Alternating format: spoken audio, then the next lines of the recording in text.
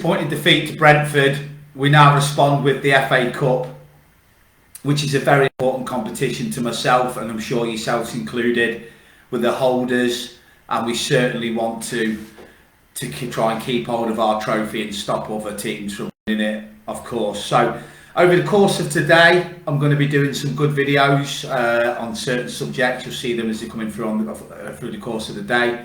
So if you're not obviously available to watch now, then you can watch them later. They'll be on YouTube and they'll be on Liveabird TV. I'll also would like everybody to try and share and invite as much as possible. I want to try and get the group just a bit bigger, not to a stupid level where we get loads of idiots on here just talking complete utter chaos, because I like it short and sweet, a decent core of real fans that know what they're talking about. And that doesn't mean agreeing with everything I say, because there's a lot of you that are still on here that I argue with every week, but that's called an opinion, a difference of opinion. I don't get rid of people for having a different opinion than me. I just stand my ground on my argument the same way you do with yours. Now, later on I'll go through whether or not I think we'll bring somebody in. I did a video last January, and we did with Luis Diaz. The January before that, wasn't it? And Arthur Mello. So I've got a feeling that will be something late going through the door again. I'll do a video later with regards to that. I actually do think that Klopp's been really clever in the selections of the players that he's been doing. It's quite weird that Naby Keita's missing from training. Now, I would normally say 9 times out of 10 that means he's injured again. I don't think it is. I think he's been played over the last few games to show that he's fit. And I can see somebody coming in for him in January, even just to nick him for 4, 5, 6 million. It's going to be a massive loss, but it gets him off the wage bill. It's absolutely crap.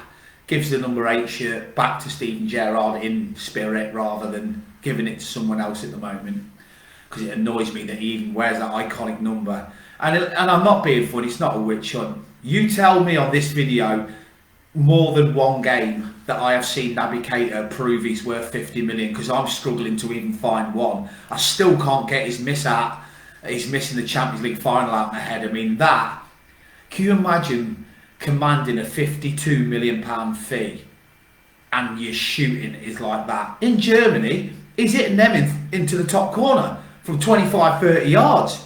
And I read a stat yesterday as well. In Germany, he only had, I think, 4 injuries in 6 years. He's had 14 separate injuries at Liverpool. He's been an absolute time waste, a complete colossus waste of money.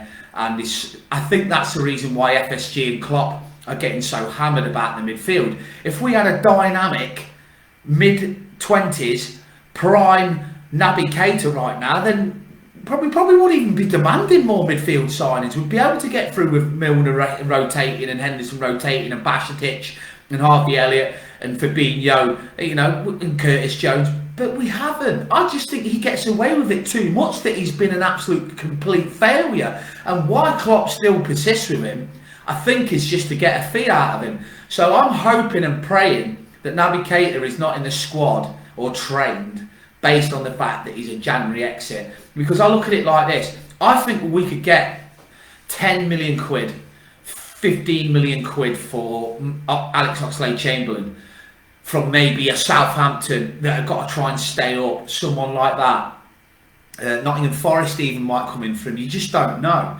If we can move two out, we'll bring one in. So if we can get, say, Naby Keita's wages off the wage bill, and then get a fee for Oxlade-Chamberlain and maybe Nat Phillips, maybe we could do something in this window. Test Tillemans at Leicester, because he's running out of contract. Or even say to Leicester City, I tell you what, give us Tillemans now for 8 million quid and we'll give you Naby Keita.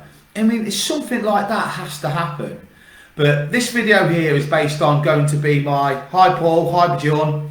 This video is going to be based on my preview for Wolves, but I'll get into that in a bit later about Naby Keita, because I'll do a video about him today, because he's been shocking.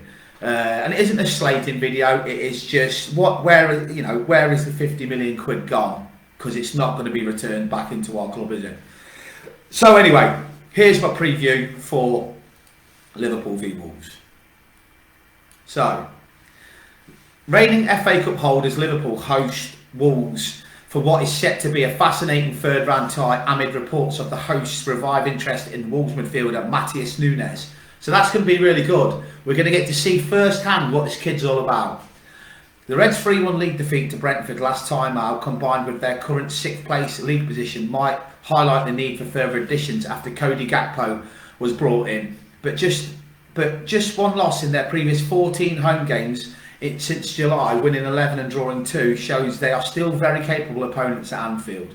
The loss of centre-back Virgil van Dijk to injury could see the visitors smell blood. However, as this Liverpool side have looked uncharacteristically shaky at the back, highlights by no shutouts in their last 5 games, winning 3 and drawing 2. But if you're a fan of omens, Liverpool have won 10 of their last 11 FA Cup third round ties, albeit that sole defeat 2-1 did arrive against Wolves in 2018-19.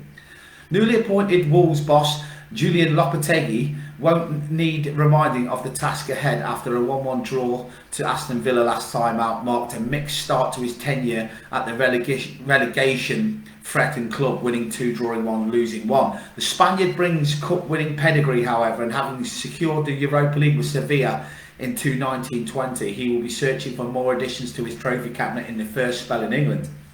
Having lost all of their contests against the Big Six this season, an aggregate of 10-0, a giant effort will be required of the visitors here that lack goals. It has been an ongoing issue, and having managed more than 1 away goal on just 1 occasion this season, winning 1, drawing 3, losing 5, and that 1 was at Everton, by the way, Wolves will hope their new manager sparks some travelling form. Players to watch is newly signed Liverpool winger Cody Gakpo, who could make his Liverpool debut here, and he'll be looking to replicate the club's most recent left-wing signings in Jota and Luis Diaz by grabbing a goal contribution on his first FA Cup outing for the Reds. The busy schedule might mean a start for Wolves marksman Raul Jimenez here, who netted in the FA Cup triumph over the Reds in 2019-20. Hot stat, Liverpool have conceded before the 20-minute mark in 3 of their last 4 outings, winning 1, drawing 2. The TV channel that is on Saturday night is ITV. I will be coming straight back from Celtic, where I'm working on Saturday against Kilmarnock for the match at 8 p.m. And the referee is Anthony Madley, and the venue is Anfield. So, yeah, so over the course of today, keep on this channel for videos coming in about Naby Keita, possible incomings in the summer, and also one about, I think what I was going to talk about today. I think it was about the ownership situation, you know, whether we're going to go down the route of selling the full club or part of the club. But yeah, so really looking forward to this weekend. Obviously, let's get back to winning ways. And I keep saying this, there is a long bloody way to go in this campaign, you know. And what makes me laugh is I put a stat up yesterday. Did you see Chelsea versus Manchester City yesterday? Chelsea have spent 200 million on defenders, and let's get this out there right now. They spent £63 million on Cucurella. He is pony, absolute pony. Koulibaly, Jesus, what is he? I mean, he's absolutely horrendous. So in a way, Liverpool, sorry for that, it's just my speaker. Liverpool are the best in the world in the transfer market. You don't have to throw stupid money to get top players. If you look at it like this, Andy Robertson cost us £7 million. Would you rather spend 63 million on Cucurella, who is absolutely, honestly, they brought a kid on at left back towards the end yesterday, and he was outstanding. And that's another thing that does my head in. You've got kids coming through our academy and our 23s, like Basitic. Right? Why can't the fan base have faith in just playing him? Why don't Klopp just throw him in? You know, give him a chance, because what I seen yesterday with Chelsea Man City is when Chelsea threw on their kids, they look better than all their signings. I mean, Aubameyang, Jesus, for the love of God, you might as well have just played with 10 men. He's even worse. So what I'm saying is, Todd Boehly and Chelsea are new ownerships at Chelsea. And I always say, be careful what you wish for. And if you want FSG out, it's not about how much money they spend, because we could get someone like Todd Boehly, who thinks he's a manager. He's in and out the changing room. He's picking players. He gets somebody in like Graham Potter, so he does what he's told. Not for me. Chelsea are shocking. Look at the money they spend. You'll never walk alone.